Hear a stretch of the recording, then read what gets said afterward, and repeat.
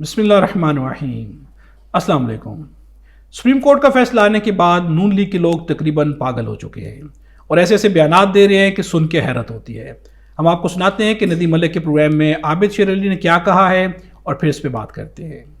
جہاں سیاسی جماعتیں چاہتی تھیں فاروق نائک کو سنا جائے، اکرم شیخ کو سنا جائے، ان کو نہیں سنا گیا۔ آپ بتائیں کیوں نہیں سنا گیا؟ آپ لوگوں کا اعتراض ہے۔ آئین اس کی کہاں پہ پروویژن دیتا ہے کہ آپ پولیٹیکل پارٹی صرف پی ٹی آئی ہے؟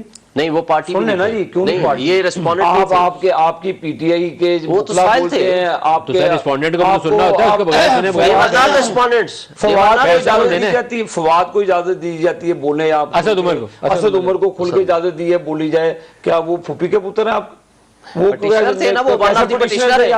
ہم اس کا مطلب ہے کہ آپ ہی کی پارٹی ہے، آپ ہی کی عدالتیں ہیں، آپ ہی کے مرضی کے فیصلے ہوں۔ نہیں تو آپ تو ریسپونڈنٹ بھی بنے بھی نہیں تھے ابھی تک آفیشلی، اپلیکیشن بھی نہیں دی جمع کرانی۔ کیسے نہیں دی؟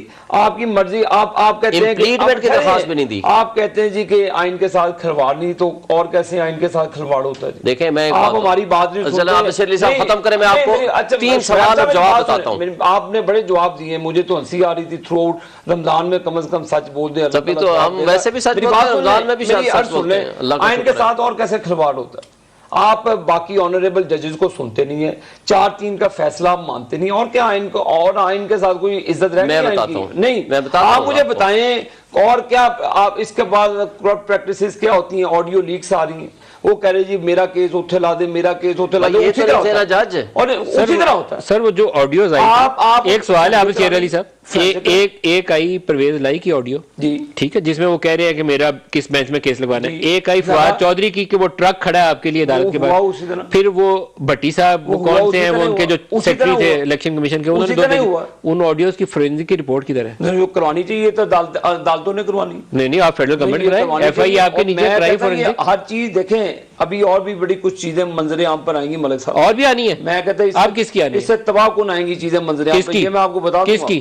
جس کی بھی آئیں گی، پہلے نام بتائیں۔ یہ آپ عابد شیر علی صاحب، ابھی آپ نے کہا روزوں میں سچ بولنا چاہیے، بتائیں آپ کس کی آڈیو آنی ہے؟ میں بتا رہا ہوں کہ آنے والے چند دنوں میں ایسی لیکس ہوں گی، یہ پریشان اس سے بھونچال آ جائے گا، میں آپ کے سامنے ہی آئے گا، بھونچال آ جائے گا۔ شعیب صاحب سے پوچھوں گا، آپ مجھے بتائیں، آپ چپ کریں گے تو میں جواب دوں گا۔ میرے پہ کوئی الزام لگ گیا، کال آپ کے لیڈر عمران خان کہتے تھے جب الزام لگ جائے اس بندے کو باہر ہو جانا چاہیے، ٹھیک ہے، میں نے نہیں کہا، آپ کے لیڈر نے کہا، چلیں آپ اسی پر عمل درآمد کرنے پہ الزام لگے ہوئے ہیں، اور باقی ججز ججز کی اپنی مرضی اور منشا ہوتی ہے۔ آئین کسی کی منشا کے اوپر نہیں چلتا، آئین ججز کے اوپر رائے مسلط نہیں کر سکتے۔ میں کہتا ہوں لارجر بینچ کی استدعا درست ہے، سپریم کورٹ کو سنا جانا چاہیے تھا، لارجر بینچ بنا دینا چاہیے تھا، بہتر ہوتا۔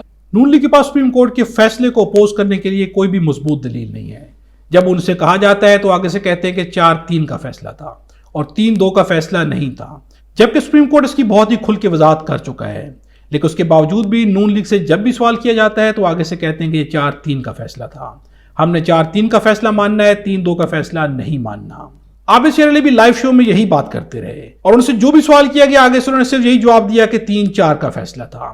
وہ کسی بھی صورت میں سپریم کورٹ کے فیصلے کو ماننے کو تیار نہیں ہے، اور اب بھی ان کا جواب دھمکیوں پہ ہی آ کر رکتا ہے، اور سب سے بڑی دھمکی جو نون لیگ اس وقت دیتی ہے وہ ہے آڈیوز اور ویڈیوز کی دھمکی۔ عابد شیر علی نے کہا ہے کہ ابھی آپ تھوڑا انتظار کر لیں، اور بھی بہت ساری آڈیوز اور ویڈیوز آنے والی ہیں۔